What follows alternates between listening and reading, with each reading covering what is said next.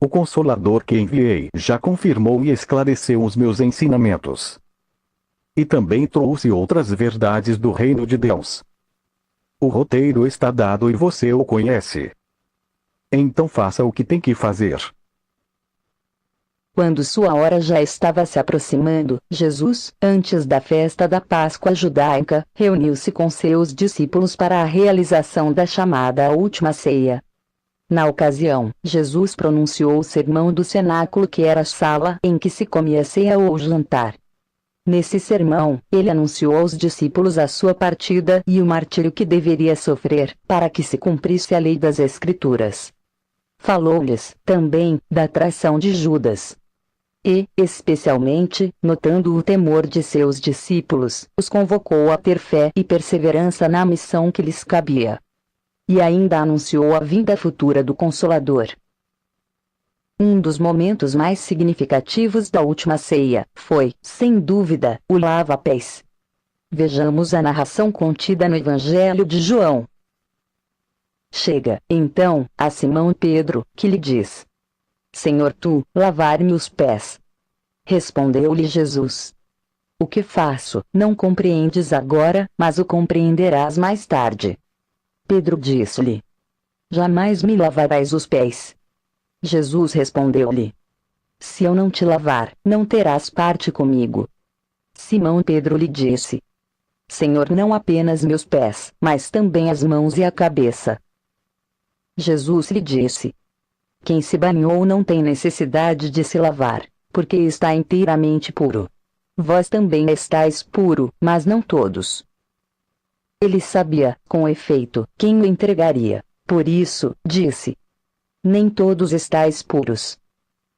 Depois que lhes lavou os pés, retomou o manto, voltou à mesa e lhes disse: Compreendeis o que vos fiz? Vós me chamais mestre e senhor e dizeis bem. Pois eu sou. Se, portanto, eu, o mestre e o senhor, vos lavei os pés, também deveis lavar-vos os pés uns aos outros. Dei-vos o exemplo para que, como eu vos fiz, também vós o façais. Em verdade, vos digo, o servo não é maior do que o seu senhor, nem o enviado maior do que quem o enviou. Se compreenderdes isso e o praticardes, felizes sereis. No mundo, há uma tendência em atribuir demasiada importância, credibilidade e respeitabilidade àqueles que têm poder e destaque na sociedade, pela posição que ostentam e pelos bens materiais que possuem. Ou seja, ainda existe a crença de que os maiores, segundo os valores do mundo, são também os melhores. Na verdade, os ensinamentos e atitudes de Jesus vieram para inverter essa ordem de importância. Nesta passagem do lava-pés, o Mestre nos deu a sublime demonstração de humildade. Naquela época, o lava-pés era um costume habitual. Porém, cabia aos servos lavar os pés de seus senhores e não o inverso. Esse costume, como tantos outros, sempre privilegiam os senhores, aqueles que exercem o poder transitório da terra. Os mais simples, em geral, ainda são aqueles que devem servir. Mas, como disse e demonstrou o Mestre, o Filho do Homem não veio para ser servido, mas para servir e dar a sua vida em resgate por muitos. A exemplificação de Jesus, neste episódio, é a mais pura consolidação de seu ensino. Pedro, em especial, simboliza a humanidade em sua resistência à aceitação desse preceito, ou seja, que o maior é aquele que se faz menor. Veja agora o anúncio da traição de Judas, segundo João. Em verdade, vos digo, um de vós me entregará. Os discípulos entreolhavam-se, sem saber de quem falava. Estava à mesa, ao lado de Jesus, um de seus discípulos, aquele que Jesus amava. Simão Pedro faz-lhe, então, sinal e disse-lhe: Pergunta-lhe quem é aquele de quem fala.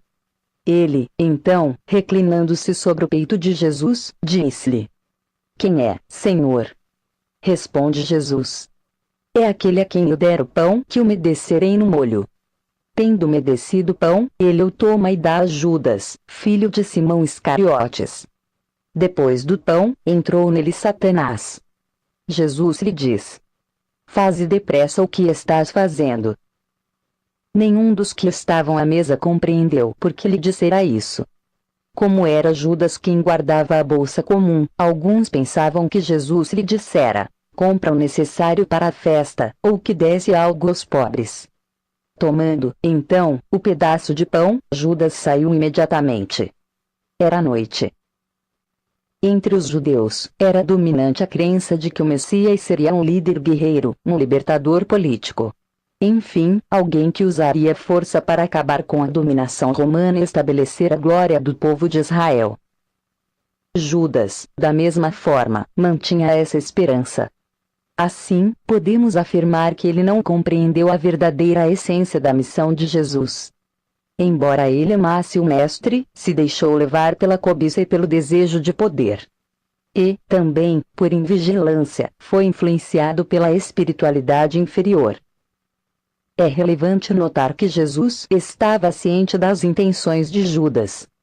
Mas por que, então, não tentou impedi-lo? Jesus, como constantemente repetiu, tinha vindo para cumprir a lei. Como haviam previsto os antigos profetas, o Messias traria a mensagem redentora à humanidade. Porém, pela incompreensão dos homens, seria por eles sacrificado. Assim, deixaria um marcante exemplo de renúncia e de amor incondicional por todos nós. Analisemos agora uma expressiva passagem, quando Tomé pergunta ao Mestre: Senhor, não sabemos aonde vais. Como podemos conhecer o caminho? Disse-lhe Jesus: Eu sou o caminho, a verdade e a vida. Ninguém vem ao Pai a não ser por mim. Se me conheceis, também conhecereis meu Pai. Desde agora o conheceis e o vistes. Esta afirmação de Jesus: Eu sou o caminho, a verdade e a vida é uma síntese de sua doutrina e da natureza divina de sua mensagem. Com efeito, cada uma dessas palavras contém todo um ensinamento. Vejamos: o caminho. O espírito nasce simples e ignorante. Em sua jornada evolutiva há um impulso natural e constante ao aprendizado. Esse desejo de conhecer estimula a busca do espírito de se aprimorar, para se tornar capaz de escolher a melhor trajetória que o leve à perfeição relativa a que está destinado. Na história da humanidade, muitos foram os missionários enviados para nortear os homens, os resgatando da ignorância e os conduzindo para um caminho de sabedoria. Em Jesus, sem dúvida, encontramos o ponto culminante dessa condução. Uma condução amorosa, segura e exata para seguirmos rumo à plenitude. A verdade. Em nosso mundo temos um grande acervo de obras referentes à arte, cultura, ciência, filosofia e religiosidade. Especialmente em relação à religiosidade, são muitos os livros chamados sagrados. Há neles verdades inquestionáveis, mas também conceitos superados e até distorções que devem ser questionadas. Contudo, como afirma Kardec na introdução do Evangelho segundo o Espiritismo, o ensino moral de Jesus permanece como verdade inatacável. É o terreno em que todos os cultos podem encontrar-se. É a bandeira sob a qual todos podem abrigar-se, por mais diferentes que sejam as suas crenças. A vida. Aqui na Terra, ainda é muito grande o apego às coisas materiais, às paixões humanas. Essa condição, quando ao extremo, leva o ser a ficar cego para a verdadeira vida. Pode-se dizer, de modo figurado, que essa condição é uma morte espiritual. Mas, Jesus é o médico das almas e nos oferece o remédio. Por meio da prática dos seus ensinamentos pode o homem se libertar da ignorância, abrir os olhos, despertar do torpor e encontrar a plenitude da vida.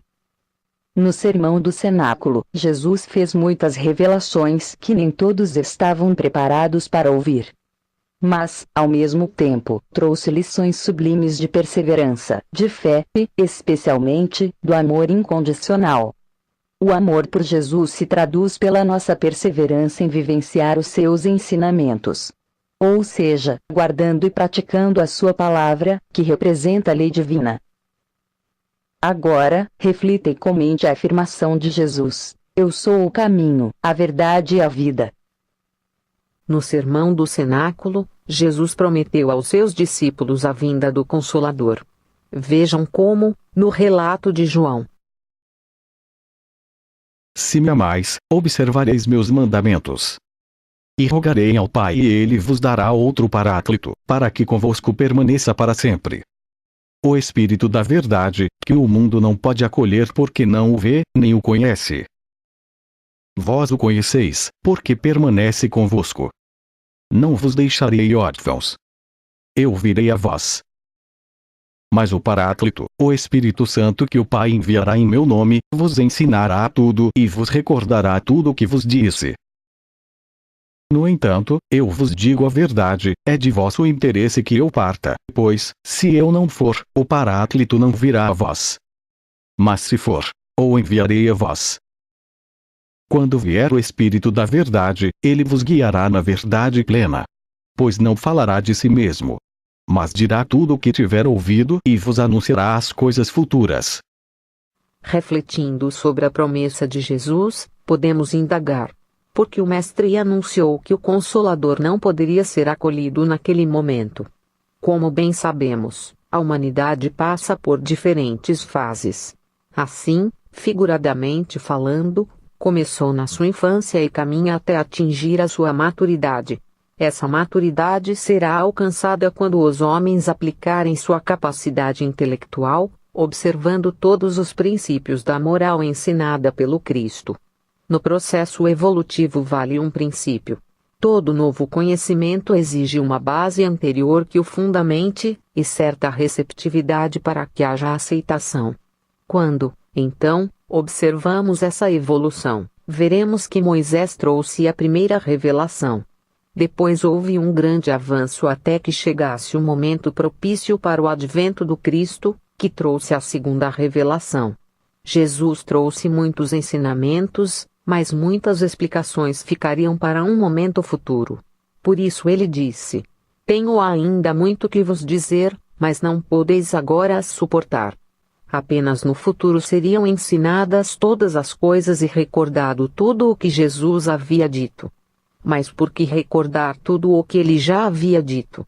É que Jesus sabia que seus ensinamentos seriam deturpados por causa das paixões humanas. E, especialmente, da ânsia de poder das instituições religiosas que deveriam propagar seu evangelho. Após 18 séculos da promessa do Mestre, veio o Consolador. O advento da doutrina espírita veio dar cumprimento à promessa do Cristo, pois é o Consolador prometido. É o Espírito de verdade quem preside o estabelecimento da doutrina espírita. É importante destacar que o Espírito de verdade é uma pleiade de espíritos, e não apenas um espírito. O dogmatismo da Igreja, por sua incoerência e falta de lógica, afastou o homem racional, levando a uma expansão do materialismo. Então, é chegada a hora do Espiritismo, pois ocorria uma verdadeira revolução no conhecimento científico. A humanidade já estava pronta para receber em larga escala a divulgação da doutrina espírita, pois o alicerce já estava preparado. Além da França, a manifestação dos espíritos, no século XIX, foi generalizada em diversas partes do mundo. É esse caráter de universalidade que confere maior credibilidade e veracidade às revelações. Da análise das inumeráveis comunicações obtidas, nas mais diversas partes do mundo, verifica-se que as verdades reveladas são as mesmas. Uma grande unidade em todo o ensinamento espírita podia ser observada. Ressaltar que toda a revelação espírita era coerente com a mensagem do Cristo. Muitas das suas lições, em linguagem figurada, foram devidamente esclarecidas. Assim, na verdade, nenhuma nova moral foi trazida. Os princípios morais do Espiritismo são os mesmos princípios morais de Jesus. Na introdução de O Evangelho segundo o Espiritismo, o codificador fala sobre a doutrina espírita, sintetizando desta forma: o Espiritismo chama os homens à observância da lei, ensina todas as coisas, fazendo compreender o que o Cristo só disse em parábolas. O Cristo disse: que ouçam os que têm ouvidos para ouvir. O Espiritismo vem abrir os olhos e os ouvidos, porque ele fala sem figuras e alegorias. levanta o véu propositadamente lançado sobre certos mistérios. E vem, por fim, trazer uma suprema consolação aos deserdados da terra e a todos os que sofrem, ao dar uma causa justa e um objetivo útil a todas as dores. Portanto, o Espiritismo veio explicar quem somos nós, de onde viemos e para onde vamos. Veio ensinar que somos espíritos imortais, destinados à felicidade eterna. Veio demonstrar que Deus é soberanamente justo e bom, e que todas as coisas que nos pareciam injustas têm uma razão de ser. Eis o Consolador prometido. Voltemos aos últimos instantes daquela noite inesquecível no cenáculo. Jesus está com seus discípulos. Eles estão apreensivos, pressentindo o final dramático que se aproxima. Nesse instante, o Mestre dirige-se ao Pai Criador e faz uma fervorosa prece. Suas palavras soariam, eternamente, como um canto de rara beleza. Pai, chegou a hora. Glorifica teu Filho, para que teu Filho te glorifique. E que, pelo poder que lhe deste sobre toda a carne, ele dá a vida eterna a todos os que lhe deste. Ora, a vida eterna é esta, que eles te conheçam a ti, o único Deus verdadeiro, e aquele que enviaste, Jesus Cristo. Eu te glorifiquei na terra, concluí a obra que me encarregaste de realizar. Manifestei o teu nome aos homens que do mundo me deste. Eram teus e os deste a mim e eles guardaram tua palavra. Já não estou no mundo, mas eles permanecem no mundo e eu volto a ti. Eu lhes dei tua palavra, mas o mundo os odiou porque não são do mundo, como eu não sou do mundo. Não rogo somente por eles, mas pelos que, por meio de sua palavra, crerão em mim, a fim de que todos sejam um. Como tu, Pai, estás em mim e eu em ti, que eles estejam em nós, para que o mundo creia que tu me enviaste. Pai, aqueles que me deste quero que, onde eu estiver, também eles estejam comigo, para que contemplem minha glória, que me deste, porque me amaste antes da fundação do mundo.